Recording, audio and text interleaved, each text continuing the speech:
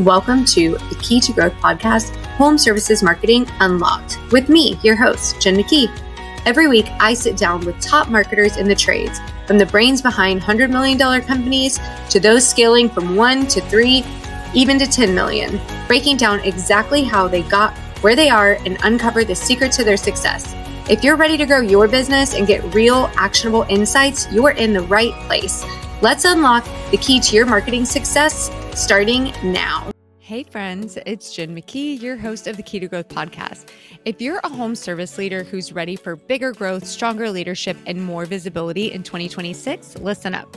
I'm hosting something brand new. The Growth Experience is a powerful 2-day conference happening right here in my hometown of San Antonio, Texas. This event is designed for you if you are an owner or leader who wants to scale smarter with profit-first financial clarity, stronger leadership and sales systems, real operational efficiency, how to use AI tools, and of course, modern marketing visibility that actually works. You're going to learn from incredible speakers, connect with the brightest minds in the trades, and walk away with strategies you can use immediately in your business. VIP spots will even get full content capture experience in two deep dive workshops on confidence, leadership, and storytelling. Tickets officially go on sale January 8th if you have saved your seat on the waitlist. Waitlist gets first access, best pricing, and early VIP access. So go to thegrowth-experience.com to get on the list. Trust me, this is a room you're going to want to be in. March 29th through the 31st, 2026 in San Antonio, Texas. See you there. Welcome back, everyone, to the Key to Growth podcast. I am your host, Jen McKee, and I am more than excited to get into this topic because it really hasn't been talked about at all in any of the episodes that we've recorded so far. Today, I have email marketing specialist and president of Prolific Brand Design, Zach Garside. Why don't you tell people who you are in case they don't know? Hello, my name is Zach, as you said. Don't know why I repeated that, but I'm Zach. I live in northern Utah. I work at Prolific. I've spent about 10 years in the home services industry. Before Prolific, I had my own email marketing agency. Before then, I worked at Power Selling Pros doing CSR training. Grew up in the trades too. My father owned a locksmith business in California, so basically spent my whole life around the trades and have a beautiful family of 5 with 3 little kids. Diehard Philadelphia Eagles fan. Go Birds. It's probably the most important thing I'll say today. Right. And no. Okay. I need to pause for just a second. So pause, Carol. But I forgot to send my mom this stuff. And she's going to pick up my daughter and she's calling me like, why did you not send this to me yet? So I literally came upstairs and then just like zoned out of whatever I was previously thinking. So let me forward this to her and then we'll keep going. And they'll just edit this part out. No problem. Okay, forward.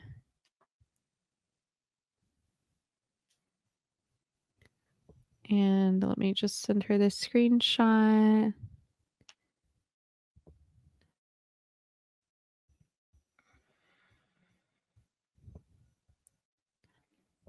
Okay. My volume is off on my phone, but for some reason it's not. Okay. Time back in. All right. Cool. So you've been working with Prolific Design for 10 years. How did you end up focusing on the trades? Like what made you go into that arena? Well, I've been in the trades for 10 years. Prolific's been like 2 months. Oh, 3 months at this point. My Just bad. a couple months since we merged with Prolific. But no, how did I choose the trades? I didn't choose the trades. The trades chose me. Right. No, my dad, he owned a locksmith business for a long time. That's how I kind of grew up around it. And then in 2015, when I was starting college, I got approached by Brigham Dickinson at Power Selling Pros. And he invited me to come work there, which I did for 8 years before heading out and starting my agency, which recently became part of Prolific. So I am a marketer, obviously, and I understand the power of email in building a an email list and staying top of mind to them. I understand that like email is one of your warmest audiences, but it's just like not talked about a lot. So when did you first get into email marketing? I feel like you're probably the only person that, I mean, one of the only people that really specializes in just email marketing in this industry.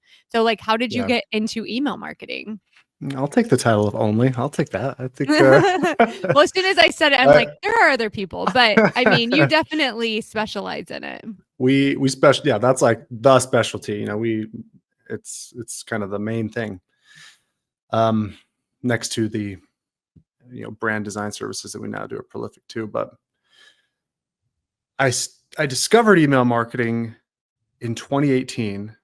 I interned at digitalmarketer.com. Are you familiar with digitalmarketer.com? Ryan Dice's company. Yes, Yeah. I was a part of a ads mastermind with Molly Pittman, who Oh, I feel like was yeah. directly connected with them. So I learned a lot Yeah. from what is that? Boost Cosmetics. Uh there's a cosmetics company that and they teach ads, but it's really about the market. It's the email that sells Hmm. everything that they do. So they teach Facebook ads, but they make all of their money off of On the returning back end. customers from their email marketing strategy. Yeah, very common in e-commerce when you're Right. selling, physical products like that. But I discovered it when I was interning at Digital Marketer, and they've got the sales team, the content team, the customer support team, the people doing ads, the people doing SEO. But I was most fascinated by this guy, Ben, who sat down, typed an email, hit send, and poof, money appears. Yeah. It was like witchcraft to me. It seemed like a lot of people working very hard here, but this guy seems to have the most leverage to get like immediate results. That's when I decided I was going to learn how to use email marketing. And it really paid off during the pandemic when we couldn't go to trade shows anymore at Power Selling Pros because of COVID. Yeah, there were Everything was none. closed down. So we had to leverage this email list that I'd been building and nurturing for the last 2 years to Right. get appointments on the calendar. From there on, I was like, dude, I'm all in on this channel.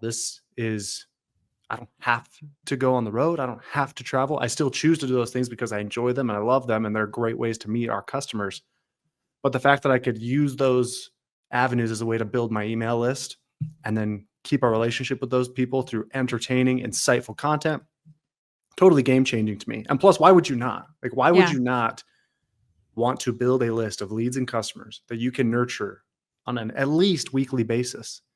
Even if you're not convinced of the ROI of email marketing, even if you're like, oh, I don't check my email, I don't think email works. All I know is the internet runs on email. Like, you can't access anything without putting your email address That's in. true. And it's like the cockroach of marketing. It just won't die.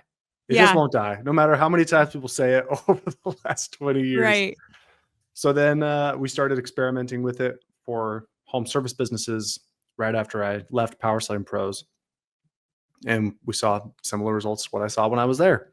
Yeah. One referral after another. And now we help a whole bunch of home service businesses tap into that customer list, that lead list, Yeah. using great emails. Okay. So selfishly, I'm like so interested in this. So when I look at my own email list, like there's a lot of things that are going on. One of them is, and I want to say all this, and then I want you to tell me what the parallels are to how home services can do the same thing.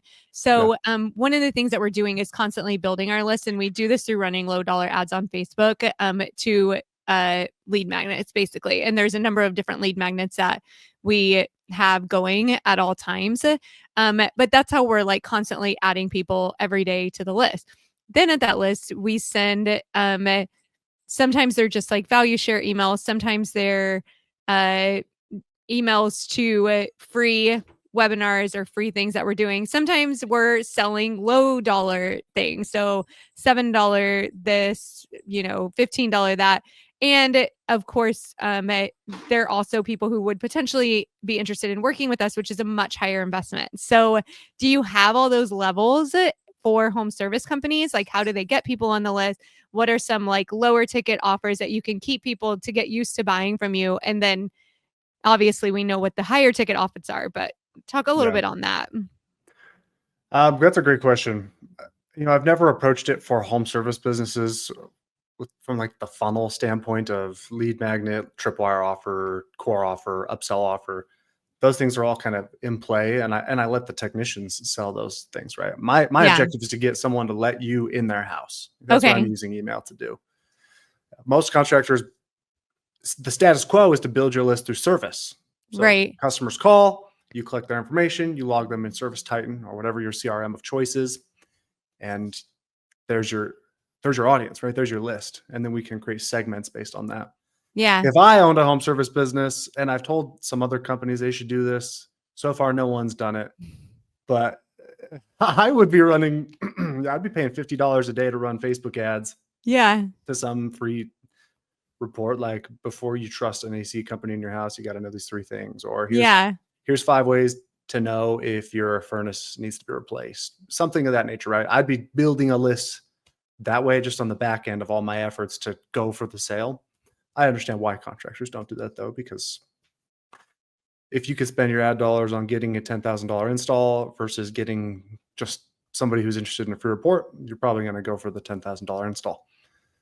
Nonetheless, however you build your list, we focus on 4 different types of emails to try and get people who are scrolling their phone or their computer, reading email, to say, I need you to come out to my house today.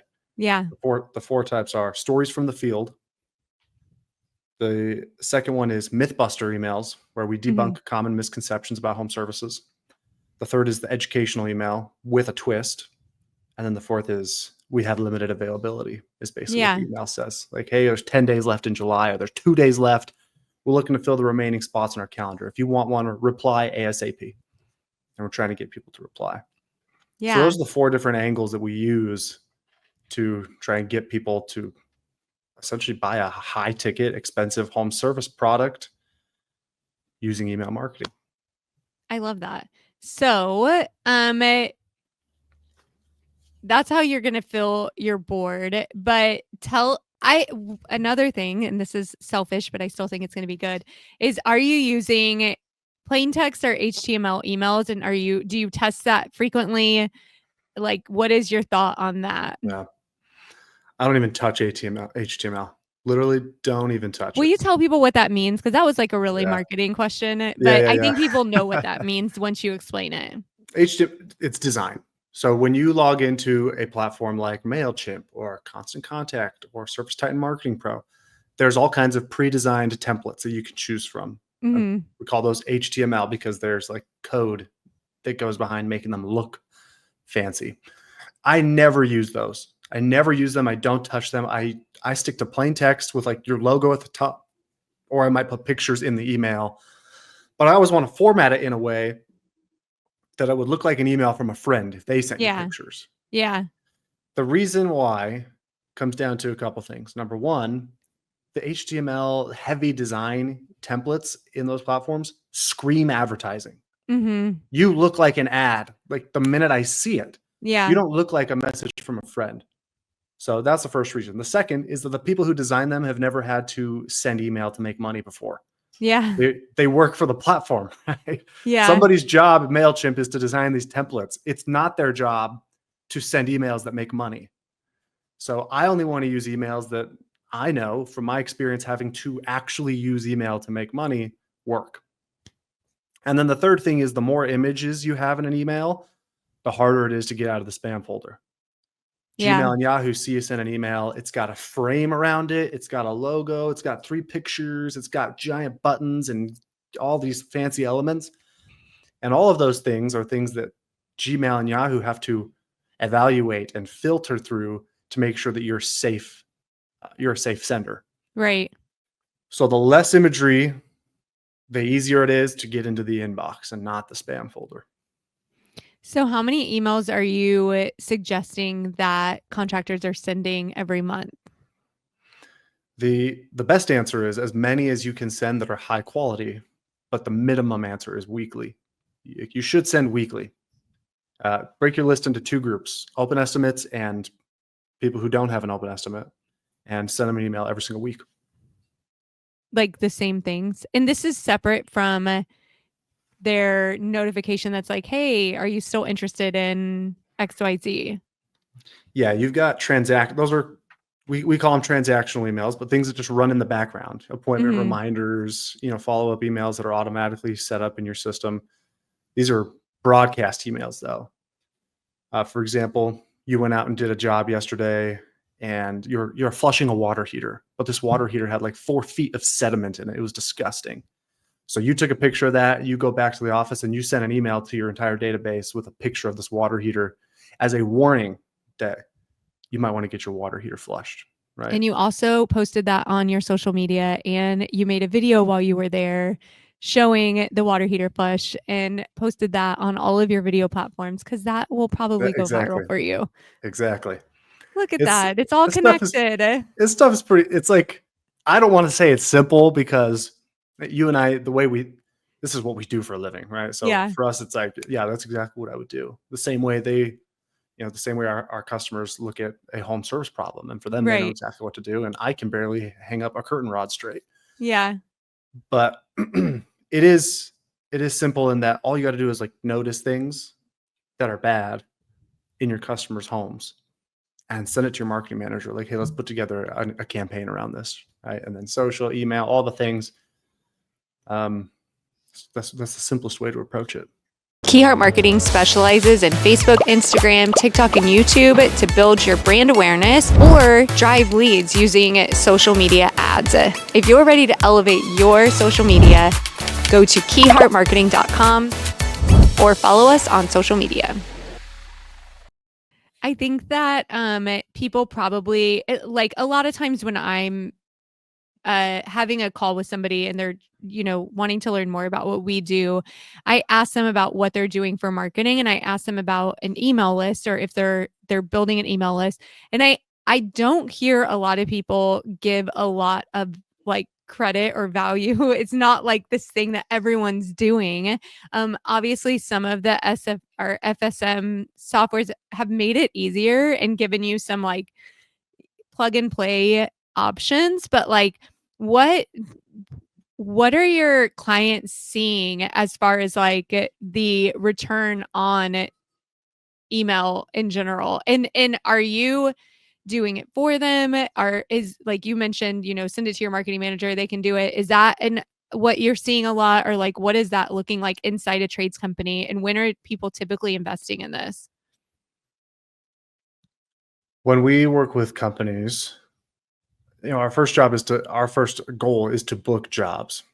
Yeah. So depending on how they have their tracking set up, sometimes they have tracking numbers. And so we're watching to see Mhm. how many calls did the number get, how many jobs did they book through that number. Other times we're sending reply campaigns. So it's how many people replied that the CSRs could then book an appointment with. Yeah.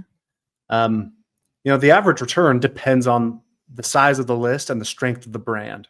Mhm. So if you have 20,000 people on your email list, I like to use that as like might be more, might be less, but take whatever your number is. If you have 20,000 people on your list and you've got 1,000 5-star reviews, you're known in your community. You have a great brand.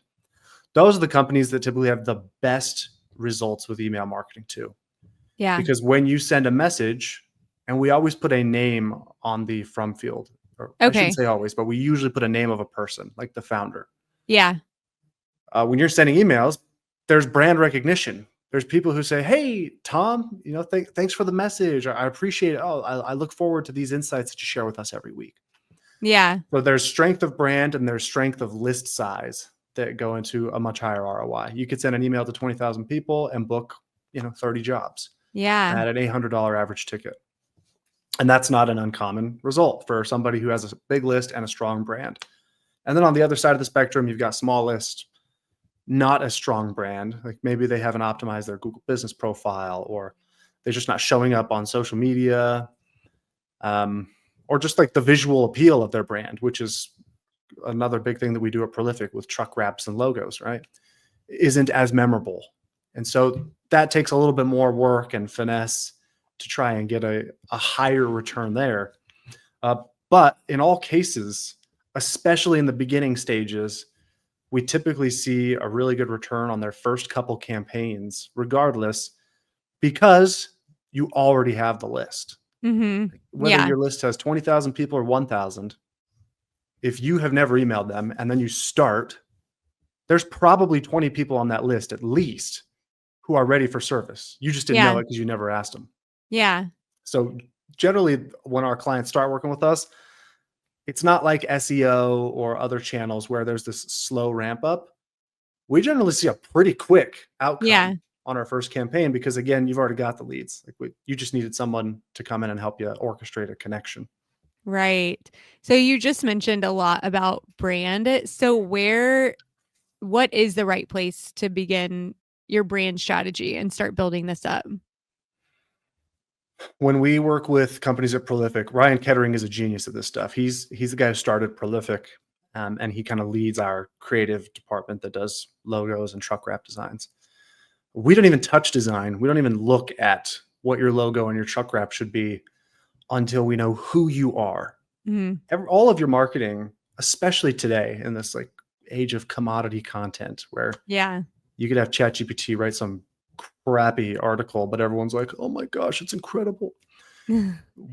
But there's so much of that. We start with our clients with this 4-hour strategy session. Yeah. We sit down and we get to know, what's your core belief? Like, what do you stand for as a company? What is your brand personality? There's only 12 potential brand personalities, and we help you find out which one is yours. Uh-huh. And then what stories do you want people to tell about you?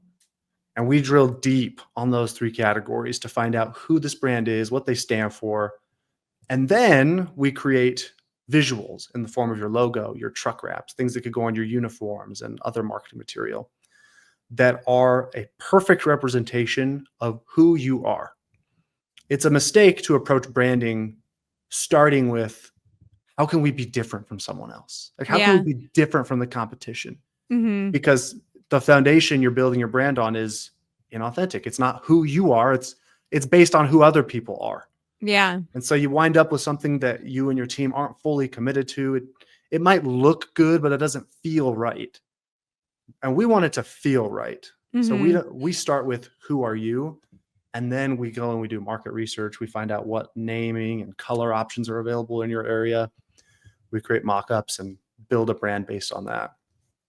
And again, it goes to strengthen all of your other marketing channels. Like, once you turn that into social media content, for example, with what you guys do, it's just like, there's instantly more power, because even if you're not everywhere, you don't have the biggest following, it seems like you are when you have a strong brand. We hear companies all the time that have 1 or 2 trucks, and then they'll come do a big rebrand with us. And they'll say, I have customers who say they see me everywhere, but I only have 2 trucks. Yeah. Because the power of the brand makes it seem that way. I love that. When do you guys start implementing email into that? I mean, I feel like email is like social media, where although it might not be time for someone to invest with me, it doesn't mean it's too early for them to start doing it. But so how does that conversation typically look? Oh, you should start emailing literally from day one. Right. And of course, people are going to think, well, yeah, the email guy would definitely say that. But no joke. If I had a window cleaning company or an HVAC company, on day one, when I'm serving my first customer, I would ask that customer at the end of the appointment, hey, John, thanks so much. Just so you know, I send a note out to all of my customers every Friday with like the best deals I have and warning signs I see in other customers' homes for you to look out for on your own. You mind if I send that to you? They say 100%. Like, you're going to get a 90% conversion rate on that question. Yeah. And then I'm going to send a personal letter from a friend with what I saw in my customers' homes this week, things to look out for, and an offer. And I'm going to do that from day one when I have 1, 10, 100, 1,000, and 10,000 people on my list. Yeah. Because I want the relationship. Like, when people say they want to put off email, my question is, if you're purely in it for transactional reasons, then sure, do it whenever you want. But I'm in it for the relationship first. Like, I want that relationship so that when people see my name in their inbox, they open the email regardless of what the subject line says, because they trust me. They know who I am. They know that I'm a person that they can rely on for good information and good service. Yeah.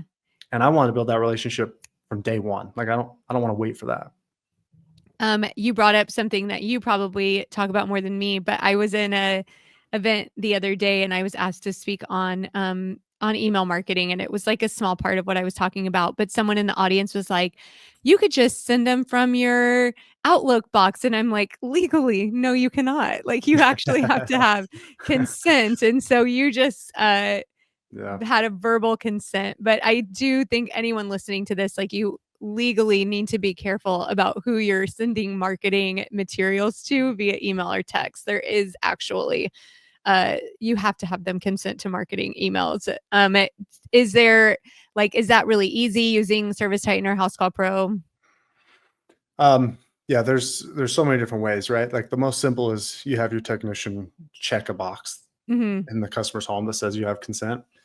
Um, and then we'll apply a little tag that says like email opt-in request or permission. And we also can do an op with a lot of our clients who have never done it. For example, if they have a big list already and they're like, I Mhm. don't know if we've gotten explicit consent. I have no idea. Yeah. We'll generally do an opt-in campaign to start Yeah. where we're telling them, hey, here's why you're getting this email. Mhm. You've been a customer of ours. Here's what we're going to do. We're going to send you an email every single week, and here's why you want to stick around for it. And give people the opportunity to opt in that first message. Yeah. I think some people are like, "I'll just send it from my Gmail." And like, you I cannot don't do want to do that. that. You have you, to have you you have definitely to want to have give a them an platform. unsubscribe option, and you don't want to do that. So another thing that just got me thinking about is when I first started emailing my list, I would literally like copy and paste my social media posts. So it's like you really can reuse all of this content. I know I said that earlier. So what are your thoughts on if someone is trying to do this on their own, how they're coming up with this content? And then also, can we use ChatGPT to make this easier on us? Like what I mean, obviously it's not going to be as good as if it came from a marketing background, but like is that a good first place to start as well? Yeah. From a content creation standpoint, this is what I would recommend people do, especially if you're a home service business that like doesn't have a huge marketing team or you have a marketing team that's busy on other projects. I'm just going to say, I think content creation is something that we're going to see over the next year or two, however many years. I think we're going to see a shift in what people look for in quality Right. content. Like it's not going to be the professional SEO article of old. Like it's going to be the human, Yeah. what Yeah. Because we're someone's starting to feel that opinion. already. Like, oh, this feels so AI generated. Like when you can Yeah. call it out, it's like immediately like, I'm not even gonna read that. That's like not even I think real. people want to hear opinions Yeah. from other human beings. It's so ironic, right? Because when we look at all the stuff that AI can do, the first thing people then look for is, I wonder what so and so thinks of this. Yeah. So we're looking for commentary and opinions on things. That's kind of the a cultural desire, I feel like. Um, so as a home service business, the best thing is you get ChatGPT on your phone as an app, okay? And then you go in and you click on the little microphone button right there, Hmm. right? And just ramble. Like just got out of a customer's home. This was crazy. Here's what happened. I saw this situation. Tell the story or give the tip or say the thing that you want to say, and it will clean up your words. Right. It'll clean up your words. I think that's a way better approach from engagement and sales, Yeah. from an engagement and sales standpoint, than asking ChatGPT to write it from scratch. If Yeah. ChatGPT writes it, there's not going to be any humanity to it. People will know it's obvious. People are becoming very good at discerning when something was or was not written by AI. But if you just speak it and don't worry about being coherent, like it'll clean up your language, Yeah. then you've got something that actually came from you. And I think that's going to resonate much stronger with your customers than something else. So it's just those little moments. If you have a thought, like our customers should be aware of this problem, Hmm. just rant it out, right, to ChatGPT, let it transcribe it and clean it up for you. And Yeah. boom, there you go. There's a post or an email or something.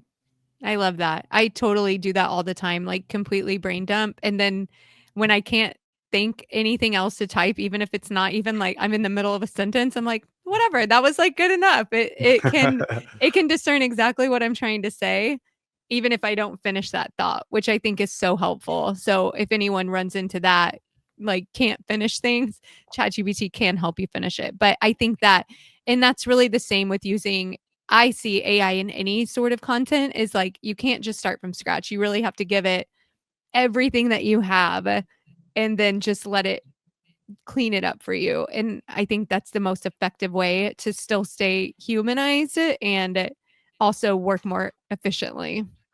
Yep, 100%. I love that. So the last thing that I want to ask about is, so I know you said that like you get these ideas from on the job stuff, but like, is there anything that home service companies can look to internally to find like what tips they should be talking about, or what I mean, you mentioned education, you mentioned like, what was it, like not frequently asked questions, but like the people thinking, the myth busting or whatever. Like, where are you guys coming up with this? Is this like we're listening to AI calls? And I mean, I think personally that's a great place to look, is like what conversations are your CSRs Yeah. constantly having? But what do you guys typically recommend to look at? Yeah. Conversations is the first thing that I always turn to. Like, Yeah. I want to know what customers are actually saying. I've been really lucky over my career to be a marketing and sales guy. So the reason I got into marketing is because I was in sales and I wanted more leads and I hated cold calling. So Yeah, I seriously. became good at marketing, and having sales conversations made me a better marketer because I actually knew what my customers were saying and could then create messaging around it.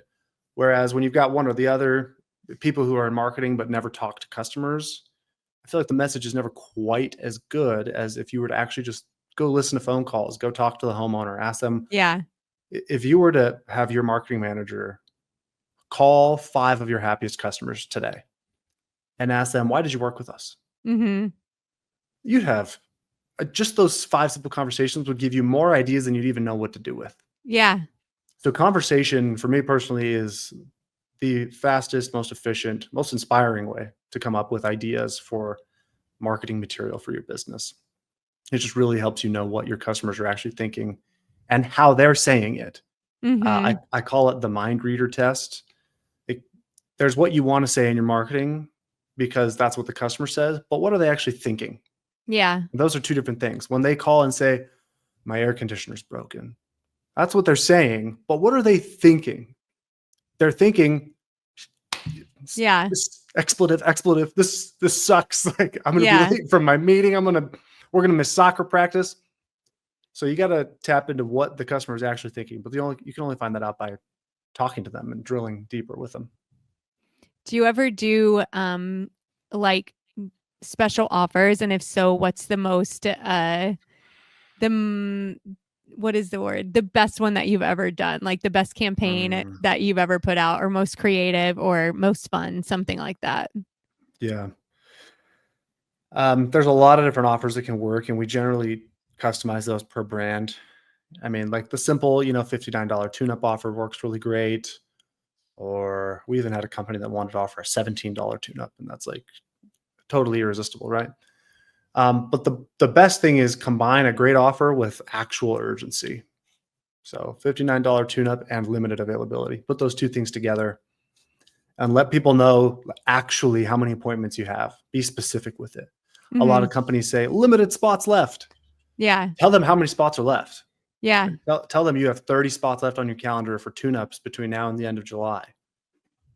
Now there's actual urgency to the situation. That's not fake. It's not manufactured. It's legit.